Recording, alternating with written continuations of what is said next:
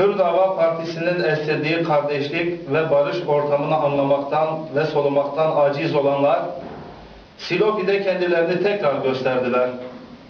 18 Eylül Çarşamba günü Hür Dava Partisi Silopi Teşkilat binasına yapılan saldırı, neye ve kime hizmet ettiği malum, derin odakların güdümündeki yapıların Kürtler arasında fitne ateşini tutuşturmaya, onları birbiri ile çatıştırmaya matuf bir girişimdir. Benzeri girişimler yakın bir tarihte Cizre'de, Silvan'da ve Şırnak'ta da olmuştu. Bu teşebbüsleri hayretle izliyoruz. Bu saldırılar için neyin ne olduğunu bilmeyen çocuk ve gençlerimizin kullanılarak ateşe sürülmesi acı ve üzüntü verici bir durumdur.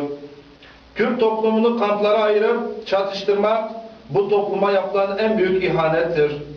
Bu emellerin sahipleri tutuşturmak istedikleri bu fitne ile bu toplumun inanç ve değerlerine olan kin ve düşmanlıklarını ispatlamaktadırlar. Yalan ve iftiralarla bölgede özellikle dindar insanları, evlerini ve kurumlarını cımbızla seçercesine hedef haline getirmek, İslam düşmanlığından başka bir şey değildir. Bunun başka izahı da yoktur. Bu gelişmeleri halkımız iyi okuyabilmelidir. Bu toplumun değerlerine, hakka ve barışa hizmet edecek beklentilerinizi yerine getirecektir. Bu toplumun barışa, huzura, İslam'a ve kardeşliğe ihtiyacı vardır. Bu saldırıyı yapan odaklar ısrarla bizi kirli bir savaşın içine çekmeye çalışmaktadır.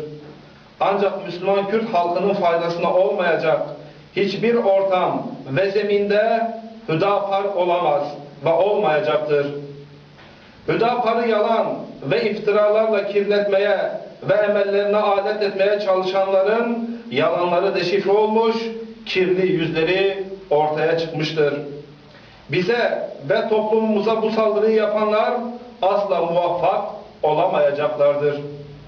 Bu yanlış hesap içerisinde olanlar bir an önce kendilerine çeki düzen vermek zorundadır.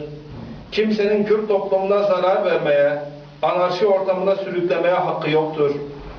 Hiç kimse yalan ve iftiralarla bir yere varamamıştır.